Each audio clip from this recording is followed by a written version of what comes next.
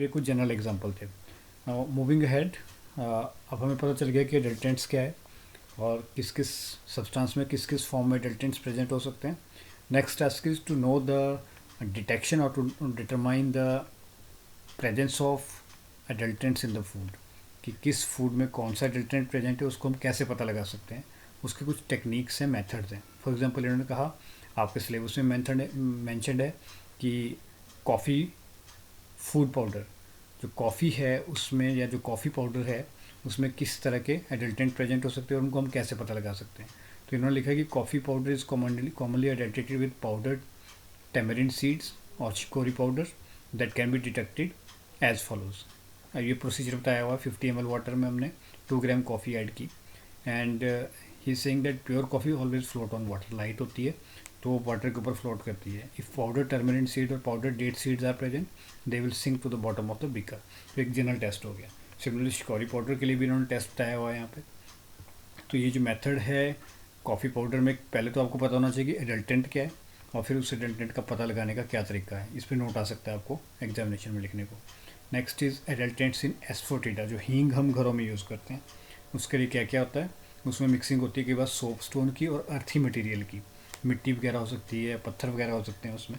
तो उसका पता कैसे लगाएंगे, उसका भी तरीका वही है। उसको अगर हम वाटर में ऐड करेंगे तो सोप स्टोन और earthy matter settle down at the bottom indicates adulteration. हींग जो होगा वो उसमें घुल जाएगा। Next is adulterants in chilli powder.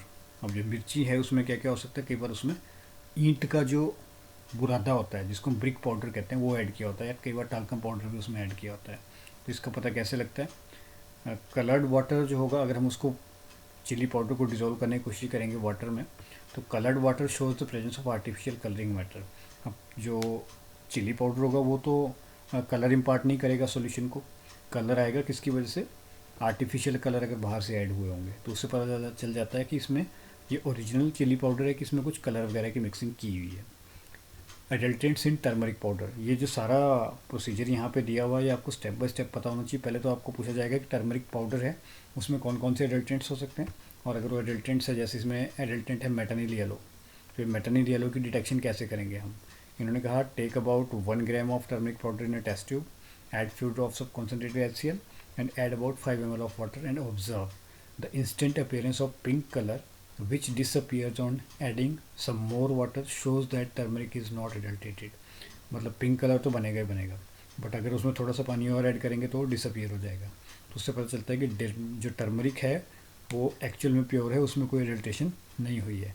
अगर वो पिंक कलर परसिस्ट करता है, आप बाद में उसमें पानी ऐड कर रहे हो तब भी वो परसिस्ट कर रहा है, इट मीन्स उसमें कुछ मिक्सिंग हो रखी है। Similarly there is adulterant in coriander powder. उसमें जल्दी ये आपने सुना भी होगा कि जो धनिए का पाउडर होता है उसमें क्या होता है, डंग पाउडर मिलाया होता है, गोबर, सूखा गोबर मिलाया होता है पाउडर की फॉर्म में। तो उसका कैसे पता चलता है, उसका भी वही तरीका है। अगर आप उसको बिकर में डिजोल्व करेंगे तो dung will float on the surface and it can be easily detected by its foul smell.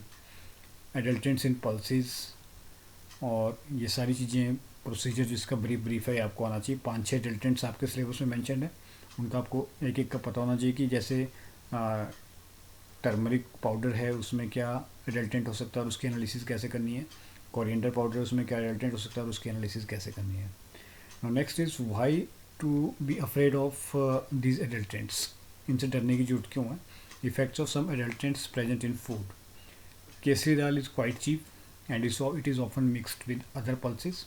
बेसन is often adulterated with kesari dal powder, क्योंकि केसरी दाल क्या है, इन्होंने कहा चीप मटेरियल है, तो कई बार बेसन में उसकी मिक्सिंग कर देते हैं।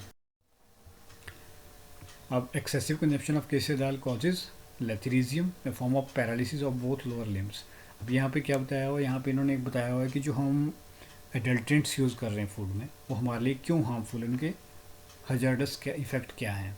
आर्जिमोन ऑयल की बात हुई, ये क्या है, मस्टर्ड सीड्स की तरह दिखता है और सरसों के तेल में इसकी मिक्सिंग हो सकती है। तो it is very toxic in nature, its consumption causes eye disease leading to blindness. अब देखो कितना हार्मफुल है ये, जबकि इसकी मिक्सिंग मस्टर्ड की दानों की तरह दिखता है, मस्टर्ड के सीड्स की तरह दिखता है, तो उसकी वजह से बड़े ओपनली इसकी मिक्सिंग होती है वहाँ पे। मेटानिल येलो, ये हमने पहले बात कर ली। ये जो मेटानिल येलो है ये क्या करता है, येलो कलर इम्पार्ट करता है। तो हमने देखा था कि टर्मरिक पाउडर में इसकी हम मिक्सिंग होती देखी है। तो ये इसके हजार्डस इफेक्ट क्या है, ये जो मेटानिल येलो है ये एक हार्मफुल केमिकल है, कार्सिनोजेनिक नेचर का है, मतलब कैंसर कॉजिंग है। It causes cancer, mental retardation, anaemia, degeneration of reproductive organs. Its excessive use leads to sterility. अब this is very much harmful to us. Mineral oils, mineral oils are cheaper. These are ready to edible oils. These oil destroy the fat soluble vitamin A and D. अब देखो vitamin A और D अगर destroy हो जाएगा हमारे edible oils में से तो क्या होगा, इसकी डेफिशिएंसी हो जाएगी बॉडी में और इससे रिलेटेड हमारे डिजीज़ बनने शुरू हो जाएंगे।